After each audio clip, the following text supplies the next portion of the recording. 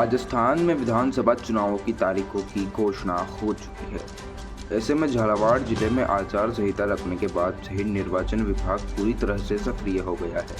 जिला कलेक्टर कार्यालय में स्थित निर्वाचन विभाग में लगातार मतदान की तैयारी को लेकर कर्मचारियों का काम युद्ध स्तर पर जारी है। वहीं जिला निर्वाचन अधिकारी आलोक रंजन लगातार अधिकारियों की बैठक लेकर जिले में निष्पक्ष एवं भयमुक्त मतदान करवाने को लेकर निर्देश दे रहे हैं।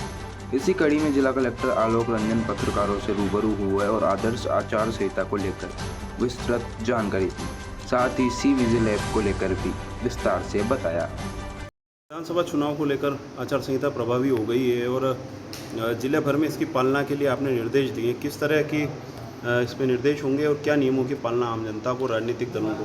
आचार संहिता के प्रभावित होते ही हमने अपने अधिकारियों को, जो हमारे को 24 घंटे में कार्रवाई करनी होती है, कि जितने भी हमारे सरकारी ऑफिसेज हैं, कार्यालय हैं, उनमें सभी प्रकार के किसी भी तरह के जो पोस्टर बैनर हैं, उन सारी चीज़ों को, विज्ञापन को, जो पब्लिक प्रॉपर्टी का डिफेसमेंट होता है वो अब हम कर रहे हैं। हमने 24 घंटे में वो करना है, फिर पब्लिक प्लेसेस का 48 घंटे में करना है, 72 घंटे में प्राइवेट प्रॉपर्टी है उनको भी चेक करना है। हमने इसके लिए शहरी क्षेत्र में 3 टीमें बना रखी हैं और हर ग्राम पंचायत में टीमें बना रखी हैं। पंचायत समिति पे एक बड़ी टीम है जो उसको मॉनिटर कर रही है, जिससे कि ये अनुपालना हो। इसके अलावा हमने कल ही राजनीतिक दलों के साथ भी मीटिंग करी थी और उनसे जो मॉडल कोड ऑफ कंडक्ट का मैन्यूल है, उसमें डूज़ एंड डोंट्स होते हैं, उस पर हमने काफ़ी विस्तार से चर्चा करी। हमने उनको बताया कि ये चीज़ें जो हैं वो आचार संहिता के लिए अच्छी हैं और ये चीज़ों को वायलेशन माना जाता है, तो उनसे अपील करी, निवेदन किया कि वो इसके हिसाब से जो है अपने पॉलिटिकल पार्टीज़ को भी ब्रीफ करें ताकि इसकी पालना हो सके। इसके अलावा एक सुविधा पोर्टल इस बार माननीय आयोग ने बनाया है। वो पहले भी चलता था, लेकिन इस बार उस सुविधा पोर्टल में सभी तरह की परमिशन जो हैं वो भी राजनीतिक दलों को बताया, क्योंकि धारा 144 जैसे आचार संहिता हुई वो लागू हुई। और उसके साथ ही सबसे पहले हमने वेपन जितने भी हैं उनको इमीडिएटली, जितने भी आपके माध्यम से भी मैं सूचित करूँगा कि जितने भी लाइसेंसधारी हैं उनको अपना हथियार अब नियरेस्ट पुलिस स्टेशन में जमा कराना है।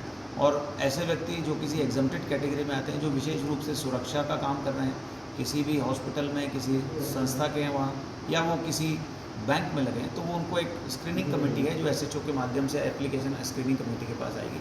हमने राजनीतिक दलों को भी ये बताया कि आप भी इस बात को कन्वे कर सकते हैं। इसके अलावा किसी भी तरह की पब्लिक मीटिंग अगर करनी है तो पब्लिक मीटिंग के लिए परमिशन लेनी है, सार्वजनिक अगर वो स्थल है तो, ताकि सभी राजनीतिक दलों का एक लेवल प्लेइंग फील्ड रहे। और उसके लिए सुविधा पोर्टल के माध्यम से वो आवेदन करेंगे तो वो प्रायोरिटी पे, क्योंकि ऑनलाइन है, वो जल्दी हो जाएगा। उसके लिए उनको एक प्रशिक्षण भी दिया हमने कल, और उनको ये बताया कि ये आरओ के लॉगिन से और डीओ के लॉगिन से वो दिखता है। इसके अलावा चूँकि ऑडियो सिस्टम का भी परमिशन लेना होता है और 10 से रात को 10 से सुबह 6 बजे तक शांति रहे, ये सारे आयोग के जो नोटिफिकेशन के हवाले से जो निर्देश निकले हैं उसके बारे में अवगत कराया राजनीतिक दलों को। तो एक आचार संहिता की पालना में सारे ट्रांसफ़र पोस्टिंग अब रुके हुए हैं, किसी तरह का कोई कार्य नहीं हो तो विभागों से वो लिस्ट ले ली है, सूची बना करके विभागों से, कि उनके जो कार्य स्टार्ट हो गए हैं वो कार्य की सूची है, वो कार्य चलते रहेंगे। तो जो कार्य स्टार्ट नहीं हुए हैं वो कार्य अब शुरू नहीं होंगे, वो सूची विभागों से सबमिट करके वो ले लिए। और अब चूँकि अब आचार संहिता लगी तो प्रशिक्षण का काम जो है वो आज से नहीं चालू है। जो वायलेशन के लिए एक ऐप भी है, उसके बारे में?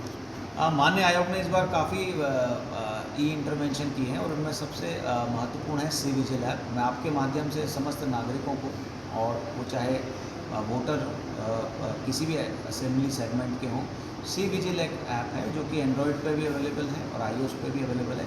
इस ऐप के माध्यम से कोई भी नागरिक किसी भी तरह की शिकायत मैं रिपीट कर रहा हूँ, वो किसी भी तरह की शिकायत हो सकती है जो कि चुनाव प्रक्रिया से जुड़ी हो, तो वो उसको दर्ज करा सकते हैं।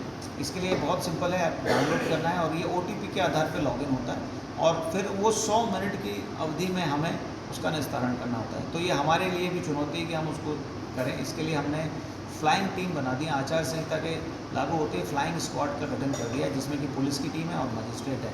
तो ये टीम जैसे ही आप कंप्लेन करते हैं और अगर कोई ऐसा मसला मिलता है तो ये टीम तुरंत मौके पर जा कर के उसका निस्तारण करेगी। और इसको यहाँ डैशबोर्ड के माध्यम से, जैसा मैंने आपको बताया, मैं भी लगातार मॉनिटर कर रहा हूँ। तो ये सी विजिल ऐप है, इस ऐप के माध्यम से हम कंप्लेन कर सकते हैं। इसके अलावा वोटर जो युवा मतदाता हैं, इस बार युवा मतदाता हमने काफ़ी जोड़े हैं, परंतु फिर भी कोई मतदाता रह गए हों तो मैं उनसे रिक्वेस्ट करूंगा कि अभी भी नाम उनका जुड़ सकता है। अभी नाम जुड़ने के लिए जब नोटिफिकेशन जारी होगा 30 अक्टूबर को, उसके कुछ दिन पहले 26 तक के जो फॉर्म आएंगे वो सब का सब नाम उनका जुड़ सकता है।